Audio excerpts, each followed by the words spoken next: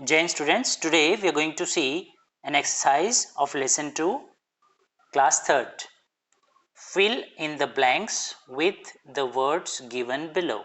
आपको क्या करना है, यहाँ पर गैप दी हुई है, ब्लैंक दी हुई है, आपको उसमें फिल करना है. क्या फिल करना है? आपको ये जो ब्रैकेट में ऑप्शंस दिए हुए हैं इनका यूज करके. ठीक है, सबसे पहले यहाँ पर दिया हुआ है कंट्री, देश, अनदर, दूसरा, डिस्टेंस, दूर, फ्लाई, उड़ना, सीट, सीट को बोलते हैं जिसपे हम बैठते हैं, लेजी, आलसी. Number 1, England is a cold, England ठंडा क्या है?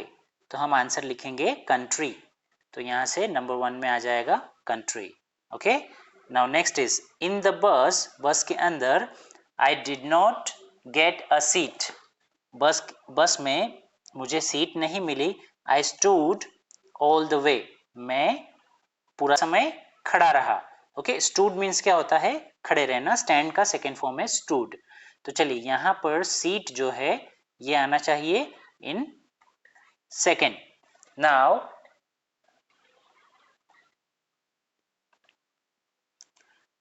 Third, the dash between my house and my school is 3 kilometres, यानी कि मेरे घर से मेरे स्कूल का 3 किलोमीटर है. अब क्या होना चाहिए 3 किलोमीटर? तो ये है डिस्टेंस, यानी कि दूरी. ओके, तो नंबर 3 में आना चाहिए distance. Number 4, a bird can dash but I can not, bird कर सकता है लेकिन मैं नहीं कर सकता. अब क्या नहीं कर सकता? बर्ड कैन फ्लाई, यानी कि बर्ड उड़ सकता है, मैं नहीं उड़ सकता. तो नंबर 4 में आएगा fly. Next one is this egg is bad, ये अंडा खराब है. गिव मी डैश एग, मुझे दूसरा एग दीजिए. तो दूसरे के लिए हम क्या लगाते हैं? अनदर. ओके, अनदर मीन्स दूसरा. सो नंबर 5 में आप लिखेंगे answer another. Number 6, he does not want to do any work, वो किसी भी प्रकार का कोई काम नहीं करना चाहता. now he is lazy man, वो कैसा व्यक्ति है? तो he is a lazy man means lazy, आलसी व्यक्ति है. तो नंबर 6 में क्या आना चाहिए? lazy. Okay, complete the sentences with the help of text, text की हेल्प लेकर आपको क्या करना है? कंप्लीट करना है ये सेंटेंस. तो the donkey tried to, answer is fly. Now the donkey dash to fly like birds. अब अगर आप टेक्स्ट में देखेंगे तो आपको पता चलेगा डोंकी ने क्या बनाई? 2 विंग्स बनाई है ना, उड़ने के लिए क्या बनाई? 2 विंग्स, यानी कि 2 पंख बनाए. Now N aeroplane can not suddenly rise into the sky, अगर आप टेक्स्ट में देखेंगे N aeroplane can not suddenly, तो उसके बाद आपको ये टेक्स्ट देखने को मिलेगी rise into the sky. Okay, तो हमने इसको कहाँ से कॉपी किया? बुक से. Now the next one is the pilot flies an aeroplane, pilot जो होता है वो क्या उड़ाता है? एरोप्लेन उड़ाता है. Now aeroplanes land and take off at airport, aeroplane land करते हैं और टेक ऑफ करते हैं कहाँ पर?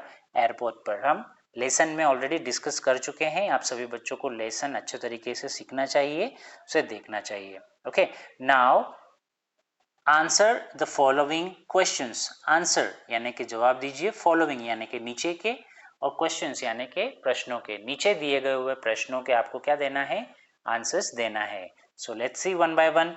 Number 1, why did donkey want to fly like birds, donkey जो है वो बर्ड के जैसा क्यों उड़ना चाहता था? ओके, तो द डोंकी वांटेड, देखिए अब हम लोगों ने क्या किया? यहाँ पे वांट टू का वांटेड टू कर दिया. क्यों? क्योंकि यहाँ पे क्वेश्चन में डीड था. अब क्वेश्चन में अगर डीड होगा तो आंसर में से वो निकलेगा. ओके, आंसर में हम डीड यहाँ पर नहीं लिखेंगे. अगर डीड निकला तो उसका सेकेंड फॉर्म हमें देना पड़ेगा वर्ब को. तो यहाँ पे वांट टू जो है ये वर्ब है, इसका सेकेंड फॉर्म हो जाएगा वांटेड टू. तो कैसे बोलेंगे? The donkey wanted to fly like birds because he was lazy, क्योंकि वो कैसा था? बिकॉज, बिकॉज मतलब कारण के, क्योंकि वो लेजी था. वह क्या था? लेजी था. Was he able to fly, was he able to fly, क्या वह उड़ पाया? No he was not able to fly, no लगाना है और यहीं से आंसर, पहले सब्जेक्ट लिखेंगे फिर हेल्पिंग वर्ब लिखेंगे। No he was not able to fly, वह नहीं उड़ पाया। ओके, क्यों नहीं उड़ पाया? क्योंकि उसने नकली विंग्स लगाए हुए थे। Okay, now can aeroplane move its wings up and down, क्या एरोप्लेन अपनी विंग्स यानी कि पंख ऊपर नीचे कर सकते हैं? No, an aeroplane can not move its wings up and down. देखिए हमने नो लगा दिया और नो लगाने के बाद में एन एरोप्लेन, कैन का कैन नॉट हो गया, नेगेटिव सेंटेंस है इसलिए, तो aeroplane can not move its wings up and down. तो इस तरीके से आप इसका भी आंसर लिखेंगे प्रॉपर तरीके से। Now the next one is name the place, यानी कि नाम दीजिए ऐसे स्थान का, where aeroplanes land and take off, यानी कि एरोप्लेन जहां उतरते हैं और जहां से आकाश में उड़ते हैं ऐसे स्थान का नाम दीजिए। तो आंसर क्या होगा? The place where aeroplanes land and take off is called as airport. Okay, आप यहाँ पे एन भी कर सकते हैं, अगर एज नहीं लगाया और आपने एन एयरपोर्ट लिख दिया तो भी चलेगा। ओके, द प्लेस, ऐसा place where aeroplanes land and take off is called airport. Okay, तो उसको क्या बोलते हैं? हम एयरपोर्ट कहते हैं। Next one is write the names of animals who can fly with the help of wings, यानी कि ऐसे एनिमल्स के नेम दीजिए जो उड़ सकते हैं with the help of wings. तो ऐसे एनिमल्स कौन से हैं? Birds can fly with the help of wings, तो आपको ये केवल याद रखना है बर्ड्स। अच्छा, अगर आप एग्जाम्पल इसके लिखना चाहें तो कौन कौन उड़ सकता है, ऐसे कौन से बर्ड है जो विंग्स से उड़ सकते हैं, तो आप यहाँ पर आंसर में लिख सकते हैं फॉर एग्जाम्पल स्पैरो, ठीक है, उसके बाद में क्रो, CROW क्रो। ओके, तो आपको जितने भी नेम आ जाते हैं बर्ड्स के, वो सारे बर्ड्स के नेम से हम लोग यहाँ पर लिख सकते हैं, जैसे डव है ना, sparrow, Dove, crow, okay, eagle. तो ये सारे किसके हेल्प से उड़ते हैं? With the help of their wings, यानी कि उनके पंख से उड़ते हैं। तो आप एग्जाम्पल करके इस तरीके से 2-3 एग्जाम्पल भी लिख सकते हैं। Okay, now grammar in use, यानी कि ग्रामर जो हम यूज में लेते हैं। रीड द फॉलोइंग सेंटेंसेस, नीचे दिए गए सेंटेंसेस को आपको क्या करना है? रीड करना है, यानी पर पढ़ना है। ओके, कैन राधा स्विम, क्या राधा तैर सकती है? No, she can not swim, नहीं, वह नहीं तैर सकती। अब इसका आंसर ऐसा भी हो सकता है, यस राधा कैन स्विम, हाँ राधा तैर सकती है। तो इस तरीके से भी आप आंसर इसका लिख सकते हैं। टेक्स्ट में आपको इस तरीके से दिया है, तो अभी हम इस तरीके से स्टडी कर रहे हैं। कैन रघु रन, क्या रघु दौड़ सकता है? तो इसका आंसर अगर आप यस में देंगे तो कैसे बोलेंगे? यस, रघु के लिए प्रोनाउन क्या होता है? ही, यस ही कैन रन, हाँ वह दौड़ सकता है। और अगर नो बोलेंगे तो क्या होगा?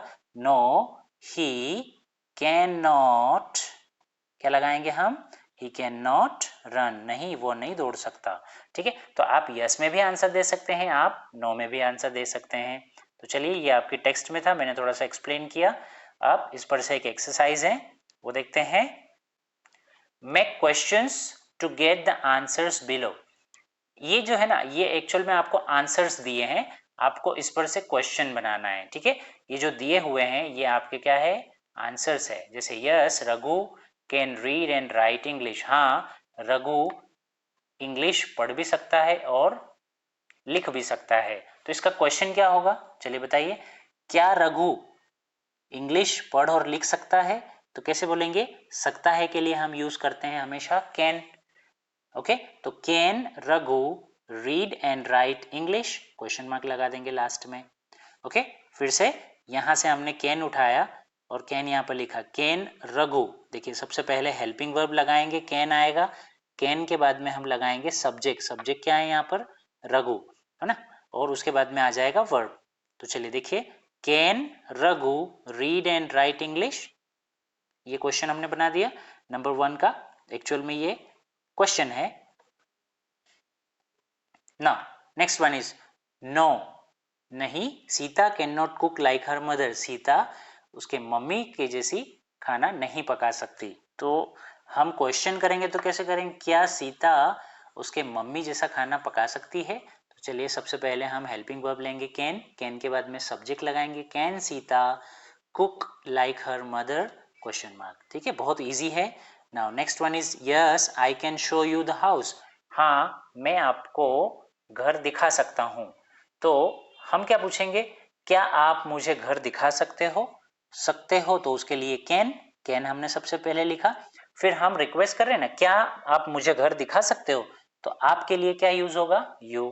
Can you show me the house, क्या आप मुझे घर दिखा सकते हो? सो इस तरीके से आप इसका आंसर लिखेंगे। Next one is no I can not eat all the bread. नहीं मैं पूरी ब्रेड नहीं खा सकता। तो सामने वाला व्यक्ति हमें क्या पूछेगा, क्या आप पूरी ब्रेड खा सकते हो? तो कैसे पूछेंगे इसको, can you eat all the bread. ये जो कैन है ये सबसे पहले आ जाएगा, फिर सब्जेक्ट आ जाएगा, फिर वर्ब आ जाएगा। Can you eat all the bread, क्या आप पूरी ब्रेड खा सकते हो? Now no she can not dance. नहीं वह डांस नहीं कर सकती, बट शी कैन सिंग, लेकिन वह गा सकती है। सिंग मीन्स क्या होता है, गाना। नाउ इसका क्वेश्चन क्या बनेगा, कैन शी डांस और सिंग, क्या वह गा सकती है और डांस कर सकती है, नाच सकती है? तो इस तरीके से इसका आंसर हम लिखेंगे। Now next one is no a tree can not fly. नहीं ट्री है वो नहीं उड़ सकती। तो हम कैसे पूछेंगे, क्या ट्री उड़ सकती है? तो सकता है, सकते हैं के लिए हम लगाते हैं कैन। तो can a tree fly, okay. तो इसका आंसर है now 7, yes we can make aeroplanes in India. हाँ हम एरोप्लेन्स जो है वो भारत में बना सकते हैं। इसका आंसर क्या होगा, can we make aeroplanes in India, क्या हम भारत में एरोप्लेन्स बना सकते हैं? ओके इस तरीके। Mohan is a baby, Mohan baby है, छोटा बच्चा है। ही इज 3 months ओल्ड, वो खाली 3 महीने का है।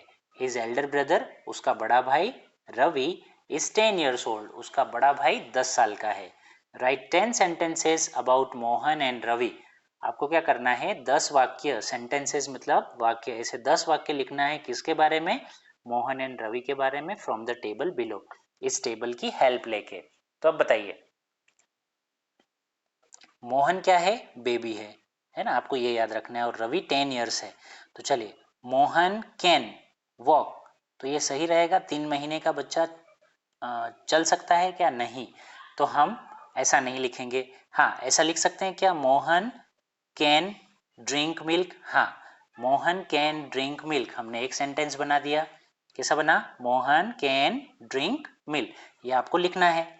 मोहन दूध पी सकता है। चलिए Mohan can fly like a bird, Mohan पक्षी जैसा उड़ सकता है। तो मुझे बताइए 3 महीने का बच्चा पक्षी जैसे उड़ सकता है, नहीं।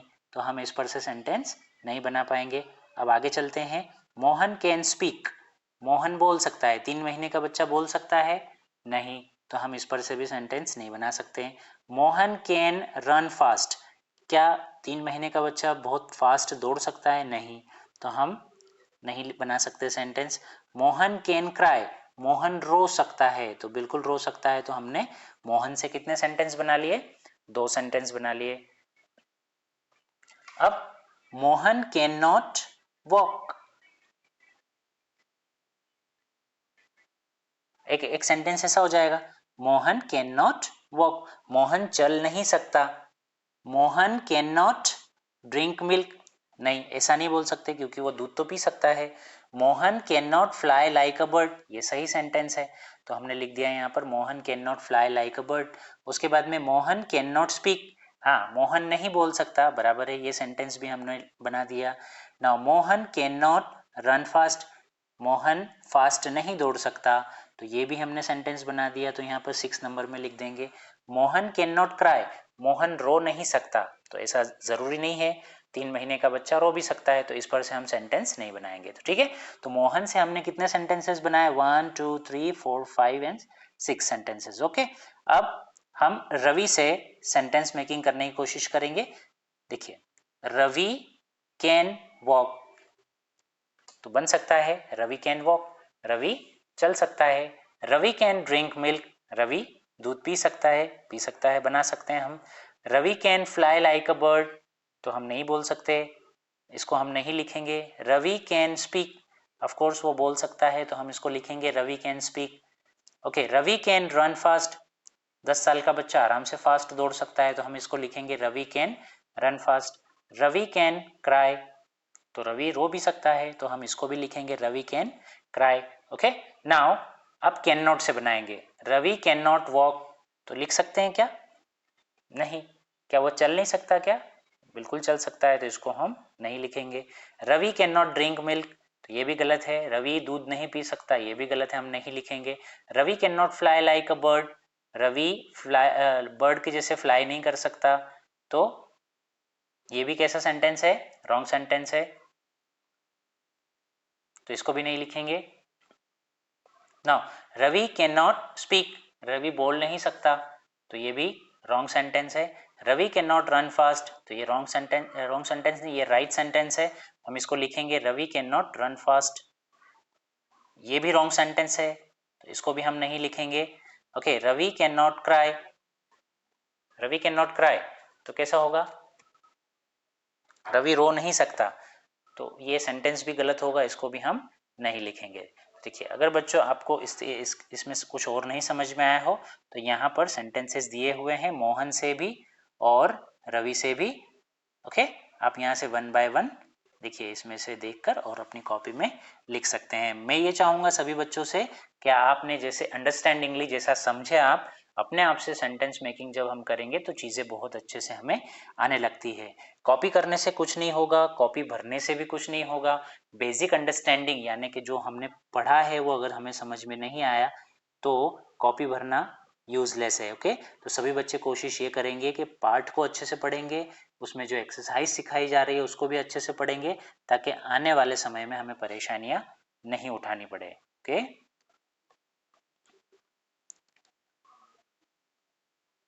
Now let's do. बच्चों, ये वाली एक्सरसाइज को आप चाहें तो स्किप कर सकते हैं, छोड़ सकते हैं, लेकिन जो बच्चे अगर करना चाहें तो आपको क्या करना है, मैं थोड़ा सा ब्रीफ कर देता हूँ आपको। Collect pictures of the following things, यहाँ पर कुछ नाम दिए हैं जैसे helicopter, glider, okay, train, eagle, kite, इन सब के पिक्चर्स आपको यहाँ पर क्या करना है, स्टिक करना है। किसी भी 3 पिक्चर्स को आपको क्या करना है, स्टिक करना है, यहाँ पे चिपकाना है। जैसे ईगल का पिक्चर कहीं से आपने पेपर में से काट लिया और उसको आपकी कॉपी में चिपका लिया। ट्रेन का पिक्चर आपको कहीं से मिल गया तो आपने उसको क्या कर लिया, चिपका लिया। और उसके बारे में आप चाहें तो 2 से 3 सेंटेंस लिख सकते हैं, है ना।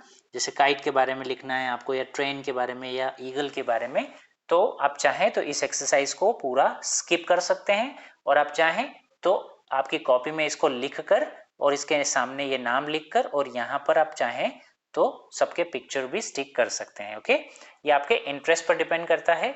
ओके, तो आज जो हमने एक्सरसाइज पढ़ी बच्चों, आप सभी बच्चों को बुक में भी जहाँ जहाँ पर जगह है वहाँ पर फिल करना है, और आपकी कॉपी में भी सिस्टमेटिक ढंग से क्वेश्चन आंसर्स हो या चाहे शुरू से ही जो एक्सरसाइज एक्सप्लेन हुई है नंबर 1 से ही आपको लिखते जाना है, और प्रॉपर तरीके से आपकी कॉपी को भी मेंटेन करना है। उसको स्वच्छ और सुंदर हैंडराइटिंग में लिखना है और कॉपी को मेंटेन करना है। ओके, कॉपी फटना नहीं चाहिए, एज वेल एज हमें ये भी ध्यान होना चाहिए कि हमारी कॉपी के जो कॉर्नर्स हैं वो इधर इधर उधर से मुड़े नहीं, कॉपी हमारी अच्छी हो। ओके, तो आज के इस वीडियो लेक्चर में बस इतना ही बच्चों। I will see you in next lecture. Till then good bye and take care.